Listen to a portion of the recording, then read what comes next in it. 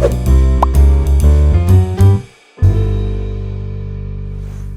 semuanya, kembali lagi di podcast Teknisia bersama saya Cahyo, Mata. dan Mas Gali.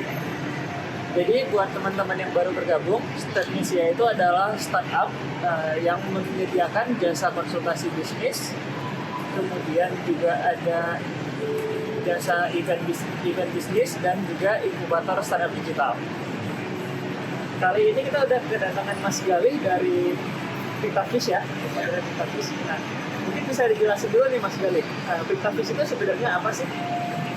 Jadi Pictavis itu sebenarnya adalah startup yang kita bangun dari awal, di mana kita memposisikan diri sebagai mitra petambak maupun pemilik lahan tambak. Contohnya seperti investor yang kita menghasilkan ikan dan udang berkualitas tinggi menggunakan teknologi yang presisi. Oke, ini beroperasinya dari kapan? Secara historis Pictavis sudah mulai tahun 2017, cuman kita masih di tahap dicoba 1 tahun. Kemudian tahun 2018 kita baru monetize sekarang. Lumayan lama juga ya, dicobanya 1 tahun ya. Itu di Indonesia bagaimana? Kita di Jawa Timur. Jadi, Ya, kebetulan kita base-nya memang di Jawa Timur. Oke, nah, terus tadi kan kalau misalnya dilihat dari status di website kan memberikan presisi. Kenapa memilih di dalam perikanan presisi, dan mungkin bisa dijelasin sedikit juga perikanan presisi itu seperti apa kalau misalnya mungkin orang yang di luar sana nggak tahu ya Mas. Jadi perikanan yang presisi itu maksudnya apa? Perikanan yang presisi atau precision aquaculture itu adalah budidaya atau kegiatan perikanan di mana dibesarkan ikan atau udang dengan menggunakan data di semua proses kegiatannya. Kenapa kita di sini membangun precision aquaculture? Karena di banyak keluhan dari petambak, jadi maupun yang petambak yang sudah punya pengalaman nih 25 tahun, 20 tahun, tambak udang tapi masih gagal lanjut. Dan dia juga nggak tahu ketika ditanya gagalnya kenapa, katanya dari cuacanya jelek, tapi memang benar kayak gitu. karena nggak pernah ada data sebelumnya ya. Benar, dan bisa aja kan kalau udah terjadi berulang-ulang, seharusnya mereka bisa tahu tuh. Tapi tahu sekarang di Indonesia ini potensi sangat luar biasa sekali. Kita masih belum jadi nomor 1 di dunia, kita masih nomor 4. Vietnam, Ekuador, India. Sekarang sama Vietnam yang lebih kecil dan tetangga sendiri gitu ya. Indonesia sendiri mempunyai garis pantai terpanjang nomor 2. Indonesia itu adalah negara kepulauan terbesar. Ini sangat potensial menurut saya. Tapi kita baru memanfaatkan kurang dari 10%. Cukup menyedihkan bagi saya. Dan tantangan di masa depan juga dengan pertumbuhan populasi penduduk, di masa depan kita pasti akan menghadapi yang namanya krisis pangan. Jadi kita di sini menggunakan data, kita ingin budidaya itu bisa dimaksimalkan mulai dari carrying capacity. Terus tadi kan Mas Gali beberapa kali nyebutin data nih. Nah, jadi data yang diambil biasanya seputar apa aja dan cara ngambilnya itu gimana sih? Yang kita ambil biasanya ini hampir seluruh data yang bisa kita ambil, tapi di sini kita menggunakan IoT, mau data secara otomatis. Data yang kita peroleh secara otomatis ini ada data kualitas air, ada cuaca juga, kemudian data konsumsi listrik di tambak. Jangan sampai tambak ini rugi bukan karena harga udangnya murah, tapi karena kosnya yang terlalu tinggi. Dan ada juga beberapa data yang manual seperti tanggal yang panen, ya, cuaca, soling, kemudian apa namanya luas lahannya, karena kita nggak otomatis luas lahan. Jadi yang otomatis mungkin kayak kadar air, cuaca, kita berarti Kualitas air ada beberapa sih seperti pH atau derajat keasaman air, kemudian kadar garam yang ada di perairan, terus suhu perairan, ini suhu perairan sama udara juga. Kemudian juga stop oksigen atau kadar oksigen yang terlarut di perairan. Parameter yang kritis bagi budidaya. tadi kan sempat Mas Gali bilang nih kalau mitranya itu penambang ada pengalaman 25 tahun, 30 tahun. Ini biasanya kan mereka udah punya pengalaman sendiri, tiba-tiba disuruh pakai alat-alat teknologi kayak gini, tertarik nggak mas? Ada tantangan-tantangannya? Kalau di awal memang banyak tantangan, tapi mereka cukup tertarik. Jadi pengalaman apa yang mereka punya, mereka itu kadang bisa menentukan kualitas air dengan kadar garam dengan sembilan airnya. Oh jadi ini sanitasinya sekian, masih aja gagal gitu. Dan mereka pasti nggak bisa ngambil data itu 24 jam, nggak akan bisa. Paling kita menggunakan mesin. Nah dari mesin itu nanti kita akan tahu grafiknya naik turunnya kapan, kritisnya itu jam berapa. Ternyata krisisnya itu jam 4 pagi. Itu BO terendah di perairan. Kita akan tahu kalau kita pakai manual orang ini Baru aja. ya nggak susah, apalagi kita menggunakan tiap hari pasti menjadi tantangan.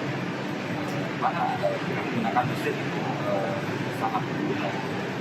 Oke, tadi kita sempat ngobrol-ngobrol juga tentang tantangan selanjutnya di sini yang bisa dijelasin juga kita sekali. Nah, di sana kenapa jadi tantangan terberat juga menggunakan teknologi ini ya? Buat owner tadi sendiri. Ya memang dari tambak sendiri kalau kita lihat satunya itu adalah orang-orang yang sudah berumur. Kita memang krisis petambak muda, baik petambak maupun petani yang pelihara sayur, pelihara padi itu bisa kita lihat di Indonesia itu rata-rata mungkin orang tua kita, bahkan mungkin kakek kita ya. Sehingga ada jalan seperti kita memperkenalkan teknologi baru. Apalagi ini teknologi yang 4.0 gitu. Kadang dikasih HP juga nggak bisa gitu. Ini misalnya sama orang tua aja. Jadi tantangannya adalah kita langsung turun ke lapangan. Kita ada sering knowledge data di sampai 6 bulan. Jadi kita punya tim di lapangan. Kita dampingi mereka karena seperti secanggih apapun teknologi. Kalau mereka nggak bisa menggunakan itu akan berubah. Berarti menarik, padahal kita sumber daya alam ini kita tantangan di situ. Tapi anak-anak mudanya itu udah yang tertarik malah ya mas. Nah ini juga sebenarnya salah satu tujuan Pektavi. Kita di sini ingin membuat para nelayan katakan bahwa petani ini adalah pekerjaan yang keras, Asal dengan adanya teknologi mereka tinggal lihat HP aja gitu. Iya. Semuanya udah di-set gitu. Jadi mungkin pakan nanti kita bisa pakai pakan otomatis dalam satu sistem. Kalau mati lampu nggak khawatir karena nanti itu sendiri dan lain sebagainya. Dari rumah pun kita bisa menggunakan kayak gitu. Jadi anak-anak muda yang mungkin milenial ini bisa ya membuka ekonomi tambang, petani dengan hal yang muda tadi kan masih ada Ya. dan menguntungkan juga secara bisnis kan. Mungkin berpikirnya kan masih petaninya zaman dulu, terus nampaknya juga zaman dulu jagain malam-malam pakai perahu, pakai senter gitu kan. Jadi kan anak-anak muda sekarang kan males kali mas ya, tapi dengan adanya teknologi dari Kavis ini mempermudah banget ya mas ya. Dan itu jadi tugasnya Kavis juga ya untuk mengajak anak-anak muda juga untuk, jadi kalau sobat STEM yang masih muda nih yang mau buka tambak terus buka pertanian juga harus ya. Iya. Itu bisa langsung buka website dari Kavis ya, bisa konsultasi dengan teman-teman dari Kavis. Kalau main saham kan makin nggak jelas ya naik turunnya. Penting pernah ikan dulu gitu ya. Itu dulu. Soalnya kayaknya ikan kena pandemi gitu. Oke, lanjut nih mas. Nah, tadi kita bicara tentang anak muda kan tadi kita kan berpikir juga nih mas. Pertama membuat startup, kan sekarang juga lagi membuat startup juga. Yang paling penting kan biasanya kalau misalnya startup itu orang yang berpikir kayak saya juga di anak muda, mungkin modalnya dari mana gitu kan. Jadi bingung nih mas, kira-kira ide udah ada gitu, tapi modal nggak ada, jadi malas banget. Kalau dari pengalaman kita sendiri gimana? Oke, jadi kalau dari kami sendiri, kita melihat modal itu ada apa ya, dan juga uang. Jadi ada juga modalnya sama modal waktu ini kadang-kadang. Pada waktu nggak bisa dikembalikan, uang kita dan shock. Ya udah gitu, apa gitu. Dan kalau dulu saya sih agak parah gitu waktu tadi. Oke. Dia pernah bilang, mau nggak kamu bilang beli 500 juta? Nggak mau kan? Jadi kamu punya modal 1 M. Di awal-awal kita sendiri itu memang tanpa modal tanpa investor. Jadi kita dulu carinya itu moba, cari dari dana grant. Dari sana kita mulai membangun pelan-pelan, tapi sedikit kemudian kita coba petani, kita bikin bareng sama mereka setahun, coba sampai akhirnya jadi seperti sekarang. Nah berarti udah nggak ada alasan lagi ya buat teman-teman yang bilang nggak ada modal, karena memang ya kenyataannya yang paling penting bukan modal dalam artian kapital atau uang ya, jadi juga usaha kita sendiri sebesar apa. Jadi pengalaman kami sendiri, kalau kita udah kelihatan nih hasilnya, investor datang sendiri gitu. Maka kadang kita harus berani nolak gitu. Ini menarik, nanti kita bahas lagi. Karena kan kalau orang bikin startup, nggak usah startup ya, kadang jualan online aja mikir, modalnya dari mana, padahal ini Mas Gali dengan profesinya startupnya teknologi yang pastinya butuh banyak resource buat riset, tapi bisa jalan tanpa modal ya. Nah terus setahu saya kan dari kita ngobrol-ngobrol sebelumnya itu, Cryptafish ini banyak kliennya itu ke B2B, bukan B2C ya. Justru langsung ke perusahaan-perusahaan lain yang malah hasilkan udang dan seterusnya. Nah ini menarik nih, karena biasanya kan kalau bisnis pemula itu mikirnya penting langsung ke konsumen nih karena lebih mudah. Tapi gimana nih ceritanya? Jadi ceritanya itu abang kita tuh harus tahu kebiasaan dari market kita gitu. Kebetulan kita kan marketnya itu apa udah. Kita tahu kita tahu harus masuk dari mana. Kalau misalnya kita masuk dari bawah, kita melakukan pendekatan ke karyawannya, pasti bakal ditolak. Tapi kalau kita langsung deketin bosnya dari atas, kita bilang pakai ini mereka. Dan kadang satu orang nih, dia tuh punya beberapa hektar. Kalau kita deal satu aja, kita udah lumayan nih mengelola beberapa hektar langsung. Jadi nggak kayak bonus. Dan sekali kita deal, kita bisa mengelola sampai 5 tahun. Berarti harus ngerti peta pasarnya dulu dan deketin pengambil keputusannya ya, kan sekarang deketin orang. Mungkin ini berbeda-beda di case ya. Kalau di case kami sih kayak gitu. Oke, nah itu kan biasanya ada caranya ya. Mungkin lebih ke politis gitu ya, pendekatan secara partisipasi gitu kan. Penjelasannya itu caranya gimana, atau memang mungkin di setiap daerah beda caranya gitu. Ya pasti beda gitu. Misal kami di Jawa Timur, ini kan orangnya adalah suku Jawa gitu. Harus tahu orang Jawa itu kayak gimana gitu. Kan ya tapi kadang-kadang juga enggak gitu. Monggonya enggak ya maksudnya?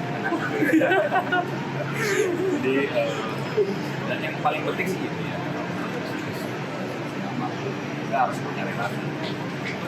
Walaupun kita adalah berasal dari orang atau dari daerah itu kecil, kita nggak punya kenalan. Ketika kuliah atau perantau banyak lah bikin relasi atau punya kenalan yang banyak. Dari sana kita nggak tahu dapat project atau dapat relasi yang bagus dari mana. Kita memang di awal, kalau saya sendiri, saya dulu kuliahnya di perikanan. Itu waktu kuliah saya sering main ke penambang, jadi punya banyak kenalan. Jadi ketika saya bikin startup, saya udah tahu mau kemana gitu. Dan saya juga dekat sama dinas-dinas di Jawa Timur, di Surabaya gitu. Tinggal tanya aja, Pak, tambang yang ini, yang punya tambang ini siapa ya? Langsung aja gitu.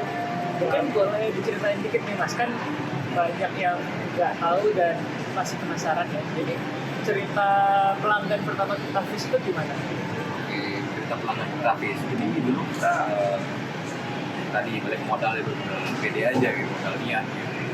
Kita bawa alat, ibaratnya masih belum jadi gitu, yang penting bisa gitu. MVP ya? MVP, ya udah kita langsung berangkat aja gitu. Pak, kita dulu ngakunya masih mahasiswa. Ini belajar di tambang, sekarang mau coba alat. Saya coba tuh tiap hari. Kita dapat penginapan gratis di tambang, walaupun kita tidurnya di tempat udang. Tapi menurut kami seru juga gitu. Nah, tiap hari kita ambil data, akhirnya dia nanya sendiri gitu. Lalu kita jelasin pelan-pelan.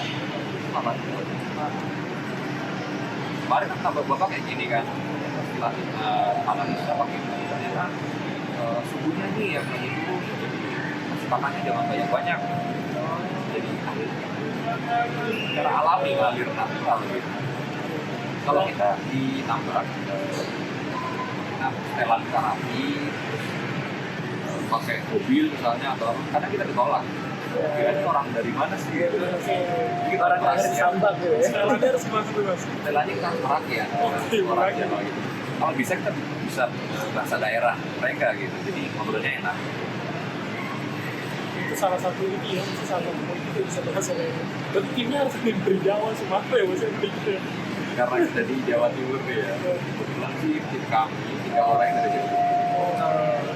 Dan bahasanya bahasa halus ya, bahasa pergaulan. Iya, Bahasa Solo Jogja mas yang harus kayak gitu. Ya, kalau di Jawa kita bisa bilang bahasa Solo. Bahasa Solo ya.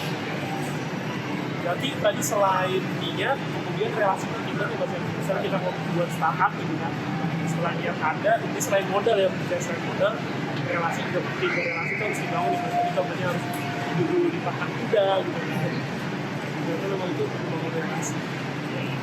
Oke, nah ini ke pertanyaan yang pasti jadi FAQ di mana-mana nih mas. Jadi ini kan kita lagi pandemi COVID-19 ya. Jadi dampaknya ke sektor perikanan secara umum itu gimana sih? Dan ke kita sendiri gimana?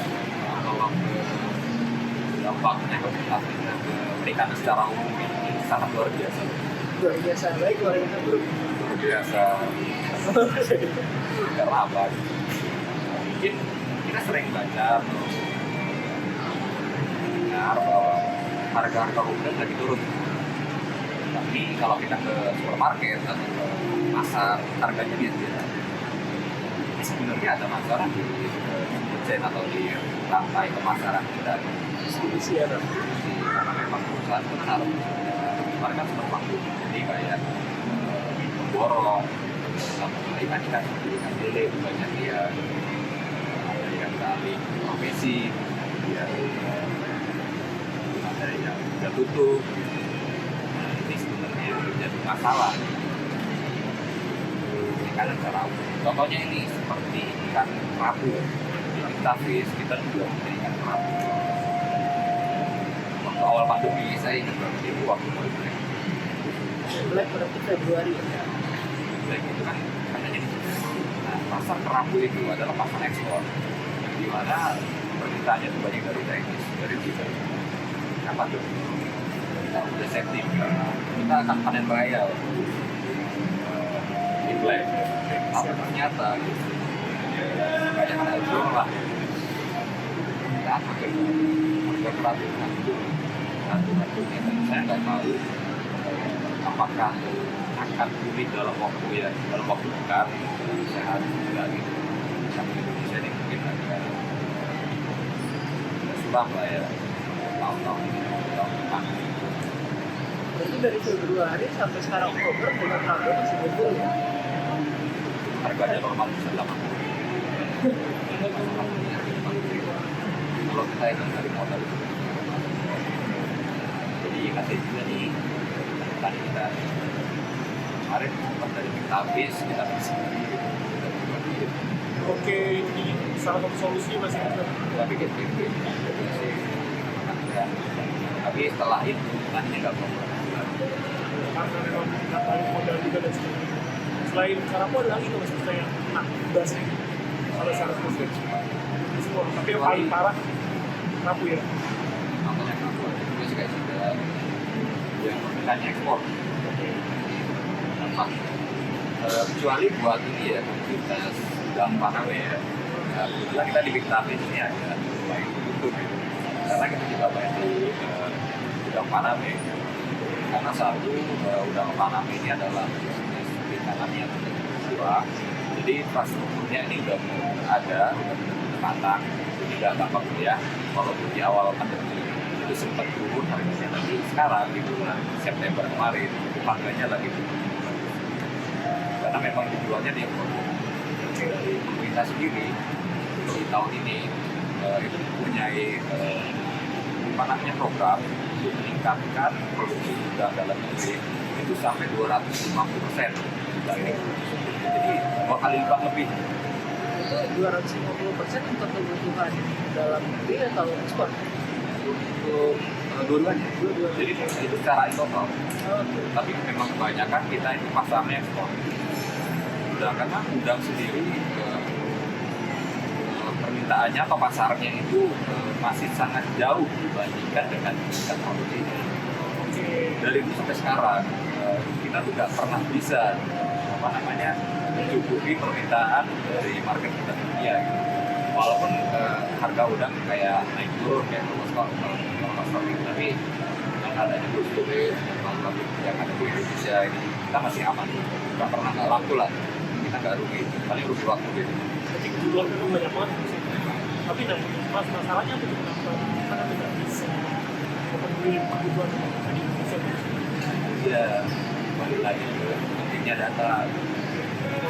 Bisa tadi sampai juga kayak Harus kita sadari, jadi petani kita itu masih berbasis intuisi. Jadi kadang dia mau nekat, pada tebaknya kita 2 kali lipat nih.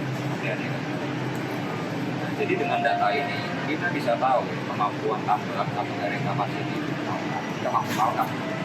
Kalau memang kita kelebihan, kita nggak rekomend. Ini resikonya tinggi. Dan juga ini yang paling penting adalah batas air ya. Batas air saat budidaya maupun pasca budidaya. Masyarakat kita itu atau tambak kita masih belum banyak yang cepat. Lalu Instalasi pengelolaan air limbah. Jadi ketika budidaya kita kasih makan, dia keluarin feses, air itu pasti akan jadi bahan organiknya tinggi gitu. Sehingga kalau kita buang ke perairan, itu akan merusak ekosistem. Nah, kebanyakan tambak itu ketika dia habis budidaya, airnya dibuang ke lingkungan perairan, itu diambil lagi buat budidaya. Akhirnya kena penyakit terus. Nah, gitu aja terus. Makanya kita nggak bisa produksi kita ya segitu aja gitu. Makanya kita dengan data kita bisa jawab seluruh masalah yang ada, entah itu karena airnya ataupun human error ataupun banyak lagi yang bisa kita jawab. Kadang juga kayak gini, penambak itu sebenarnya bukan rugi karena udangnya mati gitu waktu panen diambil udangnya mati, bukan karena mati tapi karena diambil orang gitu. Jadi keamanan itu juga penting, makanya di Database kita juga punya AI kamera sih. Maksudnya kayak security gitu. Jadi dia bisa bedain mana orang, mana video. Berarti taruhan jadi nanti capture kirim ke WA kita. soalnya tadi Mas Fata saya baru beli ke website tapi tadi dikasih AI kameranya tadi saya pikir ini Mas AI itu untuk misalnya udangnya lagi lapar atau dikasih makanan ada juga kan yang mungkin membantu itu Mas ya dari titik wajah udangnya itu itu bisa nggak sih Mas? Saya sempat kepikiran tuh misalnya kayak tampak tuh kayak orang bikin kerjaan yang wajahnya itu udang lagi lapar nih kan atau udang lagi mau kawin gitu kan nah itu di ternyata AI itu untuk menjaga agar tapi ada kemungkinan juga bisa ya Mas ya? Bisa sebenarnya. Tapi kalau airnya lagi jernih gitu. Oh iya benar juga. Kalau makin lama kita budidaya, airnya pasti jadi keruh. Nah ini juga kadang nggak jelas kan itu udang apa bukan. Jadi pembacaannya kadang bisa salah. Tapi kalau kita angkat udangnya kita Terus ini Mas Guri tadi kan sempat bilang nih awal pandemi harga sempat anjur-anjuran nih semuanya semua perikanan. Kalau tapi sendiri strateginya gimana tuh Mas awal pandemi? jujur ya, kita awal pandemi juga panik. Tapi kita segera bangkit, kita belajar lebih. Kita memang strateginya yang pertama kita itu mengerem atau menghemat pengeluaran yang nggak perlu kayak perjalanan nggak ada sama ini dan kita itu kan kita juga masyarakat apa kita bisa masuk dan di sana kita kayak pakai paku tapi enggak artinya kita di sini nggak ada bisnis baru atau nggak ada user baru atau kegiatan tambak baru kita jalanin yang udah ada aja gitu. Yang udah ada itu berapa? Kemarin waktu awal COVID, awal pandemi bulan Maret mereka waktu itu juga agak turun memang bener sih kita nggak banyak dulu kemudian waktu bulan April ini udah kayak mau naik nih kita mulai start ke sana bulan September kemarin kita panen alhamdulillah Terus kalau sisi marketnya sendiri gimana? Ada strategi-strategi tertentu nggak? Untuk pasar kita memang banyak strategi sih sebenarnya. Covid ini kan kita permintaan ekspor itu lagi turun kan. Jadi kita coba kemarin ke market lokal, kita coba retail kemarin. Makanya nih B2C berarti ya? B2C ya. Kita coba juga nih, kerjaan kita nggak banyak karena kita nggak full kan, cuman yang ada kita kerjain. Terus kita coba di retail kemarin. Di retail itu juga ternyata nggak semudah yang dibayangkan atau yang saya baca di buku gitu. Ketika pandemi kita harus jual masker, ternyata tantangannya banyak juga gitu. Memang sih ini dibutuhkan ke masyarakat, tapi ini tergantung juga bagaimana cara kita jangkau pasar itu. Tapi alhamdulillah sekarang juga udah mulai stabil sih di retail kita gitu. Cuman ada juga peristiwa melihat seperti PSBB sama demo ini juga mempengaruhi. Kan demo juga ngaruh ya? Demo juga ngaruh. Luar biasa tuh. Perikanan kita habis ya. Nah, itu terus yang saya penasaran tuh kalau bisa di pandemi ini karena ini yang syarat yang kalau banyak orang yang harus di rumah dari tim kita tuh sendiri tuh selama pandemi ini pola terjadi atau kalau waktu awal-awal kan harus di rumah terus dan tapi kan mau nggak mau harus makan juga dan sebagainya ini setelah kerja yang paling signifikan juga ya. Jadi saya cerita dulu nih di awal pandemi itu saya ingat lebaran. Nah, jadi memang kita sendiri udah kejar orangnya, udah ada yang di lapangan, dan ada yang di kantor, ada yang kayak saya di Paris, pertamanya di Jakarta. Di kota semua ya? Di kota semua, kita masing-masing kerja. Nah, ketika pandemi awal pandemi, ya udah kita gimana kita belajar, ya udah kita kerja dari sana. Yang di lapangan ya udah di lapangan, kita pulang sampai sekarang. Dan yang berubah adalah kita lebih sering pakai ini sih, video conference, meeting. Kita lebih banyak belajar gitu kan. Kita udah jarang keliling buat cari tambang baru atau konsumen baru. Kemudian kita juga sekarang juga menyadari gitu. Kayaknya itu startup di awal-awal kita kantor kalau sudah bagus. Kalau bisa kantor yang penting ada, atau bisa jadi praktis, kalau boleh sharing nih ya. Yang kantor kita tuh jarang, karena market kita memang penambakan, harusnya kita yang datengin mereka. Jadi kita punya kantor bagus kayaknya useless. Makanya ini salah satu hal yang akan kita pangkas yang hari ini. Tapi ya kita pakai co-working space. Jadi kantor utamanya tampak gitu mas ya? Iya, malah kita di situ gitu. Di daerah tambak kita itu kita punya semacam gudang buat basecamp kita gitu. Bisa nginep juga gitu? Bisa. Berarti bangun-bangun ini ya co-working space di tampak ya? Iya. Ya pesertanya yang tahu lokal gitu. Kita sharing dari masalahnya apa. Berarti mau nggak mau, tapi sebenarnya bukti banget mas secara dalam gimana tampak itu sistemnya karena tinggal di situ juga kan bisa paham betul gitu dari awal sampai akhirnya yang tadinya buatnya pak IoT-nya ya teknologinya terus mau nggak mau jadi tahu kan karena juga bareng para petambak Ya, mungkin bisa dibilang kita memang memahami. Jadi kami sendiri kami masih belum tahu apa-apa gitu. Kita masih merasa kurang lah. Kita harus belajar. Stay foolish ya? job dari garasi dia juga bisa Dan kita merasa ya, sekarang masih banyak pemain-pemain dari yang besar dari kita. Terus kalau dari Nafi sendiri nih, selain tadi kantor ternyata kok nggak perlu bagus-bagus amat, ada nggak sih hal-hal yang dipelajari selama pandemi ini yang dirasa kayaknya cocok diterapkan permanen kan setelah pandemi terakhir? Ya, bisa kita terapkan permanen di pandemi yang usai itu adalah pola kerja kita yang sekarang. Jadi tadi dengan nggak ada kantor, kita bisa lebih fleksibel dimanapun kita berada. Yang penting harus ada tim kerja yang harus ini kita lagi di mana nih? Kita akan lokasi di ya seperti itu, walaupun fleksibel, terkontrol. Kita tahu progresnya tetap bagaimana gitu. Kita di sini di tingkat atau kebiasaan yang Senin ini kita ada sprint di internal kita bahas progresnya apa. Dan itu semuanya itu udah nggak perlu ketemu langsung, jadi manapun kita berada kita akan Cukup ya video meeting aja ya. Nah, selain itu nih mas, kalau misalnya startup ya kayak misalnya buat itu kan, ya mungkin idenya udah ada gitu kan, kesenian juga udah ada, waktunya juga ada gitu. Terus mau nggak mau kan juga mungkin bisa ikut kompetisi, kemudian jadi inkubasi, nah dari tapi sendiri tuh aktif nggak sih ikut kompetisi startup atau pernah ikut program inkubasi juga gitu? kalau kita aktif sih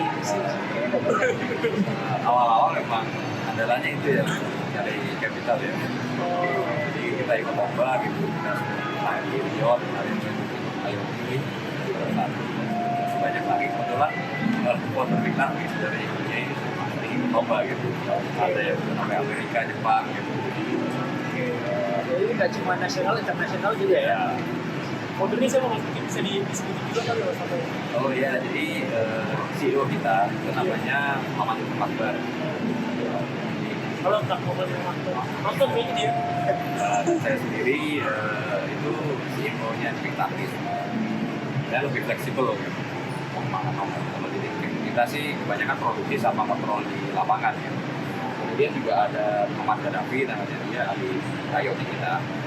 Jadi yang bertanggung jawab buat alat, kemudian sales dan lain sebagainya. Kemudian juga ada CPO kita, namanya Saka. Saka ini itu backgroundnya desain produk. Oke. Jadi apa namanya, casing kita semuanya, kemudian kita desain dia itu semuanya dia desain Saka gitu. Kita kami sendiri adalah tim yang lengkap. Saya sendiri di perikanan itu lumayan pengalaman. Mau tambah gampang aja gitu. Empat itu sering berkolaborasi ya. Saling melengkapi, saling menghormati. Luar biasa saling melengkapi. Terus tadi kan itu ceritanya pas awal-awal Mutafis ya, bahkan sebelum Mutafis berdiri ya kan masih mahasiswa. Kalau sampai sekarang masih aktif nggak sih ikut program-program pembinaan, startup, competition Masih tahun kemarin kita ikut Business Center kemudian X-Tech itu lokasinya di Tech itu bukan kawasan teknologi. Di sana kita kebantu banget karena jadi banyak lab yang bisa bantu kita buat develop alat. Di samping kita ikut lomba, nggak cuma cari hadiah. Kalau bisa sih kita bikin startup bukan karena ingin jadi pemateri atau jadi pemenang lomba gitu ya kan. Memang kita manfaatkan itu. Contohnya seperti teknik banyak kita manfaatkan fasilitas yang ada di sana. Jadi alat kita itu bisa lebih baik lagi daripada alat yang sebelumnya yang kita nggak punya akses ke web. Kalau kita harus ke lab itu biayanya tinggi, di sana kita dikasih gratis. Jadi sangat banget. Sekarang juga kita lagi ikut HSD itu bantu banget sih di awal pandemi. Kebetulan di awal pandemi mulainya di awal pandemi nggak ada yang tahu. Kita dapat dana grant sangat impactful banget. Kemarin kita pakai buat hidupin tambak karena pada takut, jadi kita pakai dana grant itu buat awal di tambak. Sekarang benar-benar kan mereka, oh iya itu data itu penting. Kita bahkan bisa menebak kapan harga ini bakal tinggi. Makanya kita kemarin tuh April kita mulai. Dan benar September udah harganya naik lagi. Jadi sekarang udah mulai rame nih. Nah kita kalau kemarin itu memang walaupun ini masih dikit kita yang mulai nambah. Nah, terus mas, saya suka lagi juga nih, bisa ada juga kan yang startup juga nggak ikut inkubasi ya, tapi ada juga yang namanya ikut inkubasi gitu, inkubasi manfaatnya itu cuma bisa ada juga yang startup dia mungkin tumbuh tanpa ikut tapi belajar dari pengalaman, belajar di lapangan. Kalau dari tapi kan ikut program juga kan, ikut kompetisi juga, ini yang kita bisa. Kalau kita ikut inkubasi kita mesti punya mentor. Mentor kita sendiri itu pasti bukan orang yang sembarangan gitu. sana salah kalau program inkubasi yang kita ikuti itu bagus dan kualitas.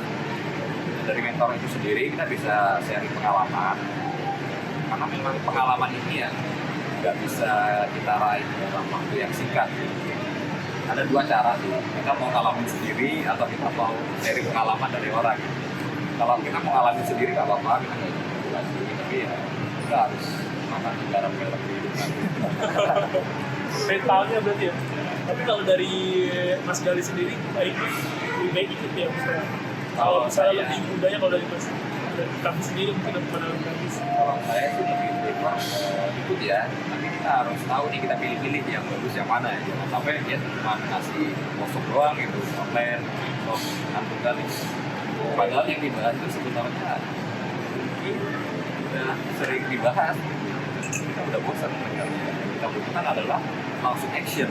Kita butuh mentor yang atau inkubasi yang bisa jelaskan ada apa kayak sekarang. Kita sharing ini kok dia nyambung. Ini yang kita cari gitu. Dan itu juga programnya kadang-kadang ada spesialisasinya ya. Mungkin ada yang ke startup di bidang pangan, ada yang bidang teknologi dan lain-lain. Jadi harus nyari yang sesuai juga ya. Karena dari sana kita naruhnya ke relasi gitu. Kalau kita makan terus kita ikut jadi robot gitu, mungkin kenalan kita beda. Buat rencana kedepannya, sebelum rencana itu ada nggak Mas tips-tips buat teman-teman yang baru mau mulai bikin startup? Kan tadi kata harus belajar dari pengalaman orang lain ya. Mungkin nih bisa belajar dari pengalaman Mas Gali nih, kira-kira apa yang do and don'ts-nya nih? Kalau tips kita dalam membangun startup, pertama tadi mental lebih kuat, modal dan cuma kapital ya, tapi dari waktu kita harus siap mengorbankan atau masuk ke dunia yang penuh dengan ketidakpastian. Itulah startup bagi saya. Jadi komitmen ya. Dan saya pribadi startup ini saya ibaratkan seperti ngobrol. You win or you die. Jadi you must win. Ya. Buat kita sendiri gimana nih rencana buat ke depannya? Kalau ke depan kita bakal kok alat ya gitu ya. Sama seperti ini masih banyak investor yang bilang kenapa sih alat banyak banget gitu. Tapi di sini kita punya mimpi sebenarnya. Kita ingin membuat metode budidaya itu yang anti gagal gitu kalau bisa akan data karena semua sudah jelas namanya data. Tapi menuju metode budidaya itu banyak parameter, banyak data sehingga kita bisa menggunakan itu. Tidak cukup dengan data kualitas air, kan kita harus tahu data cuaca, kemudian konsumsi listrik, kemudian dari historical tambak itu sendiri, apakah dari mangrove dan masih banyak lagi, kemudian dari kualitas tanah. Nah, kita di sini ingin membuat banyak sensor yang bisa mengambil banyak parameter sehingga semakin banyak data yang kita punya, semakin akurat sistem yang akan kita wujudkan atau kita realisasikan sesuai dengan mimpi kita.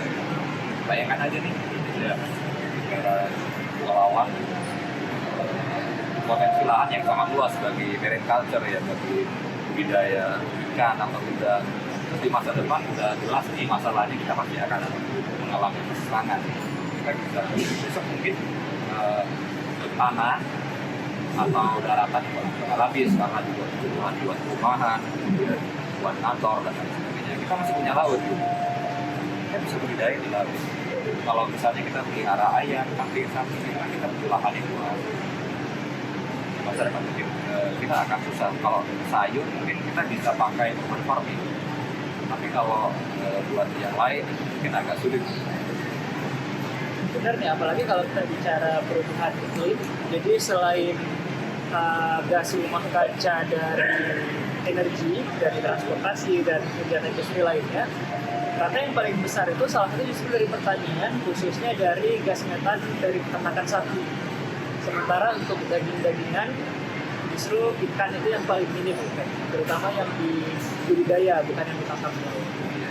Dan kalau boleh nambahin dikit ya, ikan itu ada namanya FCR. Semua juga ada, di sapi juga ada. FCR ini adalah conversion rate atau berapa pakan yang jadi daging. ikan ini? Sangat stabil. Kebanyakan tuh rata-rata satu. Kita ngasih 1 kilo makan, 1 kilo daging. Beda sama kayak sapi. Sapi itu kalau nggak salah nggak banding 1 atau ya Banding 1:8. 1:8. Jadi kita ngasih 8 kilo pakan, jadi 1 kilo daging. Belum lagi kalau sapi itu, terutama kalau yang peternakannya bagus ya, itu kan kita nggak cuma bicara makan, Mas. Kita juga bicara konsumsi air bersih.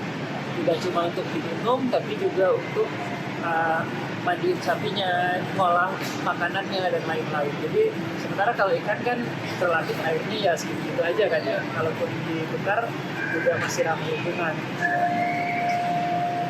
Oke, nah ini selanjutnya karena tadi udah dibahas tuh. Yang menarik adalah biasanya kalau pebisnis ini rajin baca buku ya maksudnya. Ya, harus itu wajib nih gitu kan. Nah, mungkin kita bisa tahu nih biasanya kalau dari Mas Gali aja nih, itu apa sih Mas yang direkomendasi atau yang buat Mas Gali termotivasi untuk tadi menjadi Game of Thrones ya? Siap menang dan siap mati ya juga. Iya. Jadi apa namanya? Sebenarnya banyak yang harus kita baca kan, terutama di startup. Cuman mungkin pengalaman saya yang rekan-rekan itu ya dari investor banget pengen aja gitu. Mungkin kalau dari saya sih teman-teman harus baca buku yang judulnya Venture Deals. Di Venture Deals ini dijelasin bagaimana sih visi deals, visi dan lain sebagainya. Cara mainnya seperti apa? Ini gue tahu. Belum kita mulai sekarang. Karena sekarang sangat identik dengan investor. Kecuali kita mau bikin UMKM, mungkin bisa saya rekomendasikan buku yang lain ya. Jadi lebih ke how to deal with visi ya, termasuk visi itu kendaraannya tarafnya seperti apa sih, negosiasinya gimana gitu. Nah, buat teman-teman Startnesia nanti yang mau tahu lebih lanjut tentang Pintavis bisa buka websitenya di pintavis.com ya. Ya. Kemudian mungkin kalau ada yang mau kepoin Mas Galil bisa ke mana? Saya email saya di link@pintavis.com Di pintavis.com. atau cari aja di LinkedIn dari Pintavis. Instagram mungkin punya sih Instagram. Oh, Instagram ada sih Instagram saya galid_ag. Galil_ag. Oke, itu dulu untuk podcast kita kali ini. Udah banyak banget bahasan dari Mas Gali dan Pintavis tadi. Kita udah mulai bahas dari pengalaman awal gimana bikin startup, dan ya nggak semuanya harus bermodalkan uang yang jumlah nyawa. Walaupun ini startup teknologi yang sebenarnya desainnya banyak makan uang ya Mas. Dan kita juga ada bicara gimana perjuangannya Mas Gali dan teman-teman dalam membangun teknologi, PDKT sama petambang, kemudian juga menghadapi pandemi. Udah cukup banyak kayaknya yang pelajaran yang kita ambil hari ini. Kita cukupkan sampai di sini ya, Cahyo. Iya siap. Terima kasih nih. Sekali lagi Mas Gali. Salam buat tim dari Pintavis ya Mas. Iya. Teman-teman timnya Mas Gali. Nah itu aja mungkin podcast dari Startnesia karena siku jarak tercipta dari satu langkah Mas. Startnesia. Oke, sampai jumpa semuanya.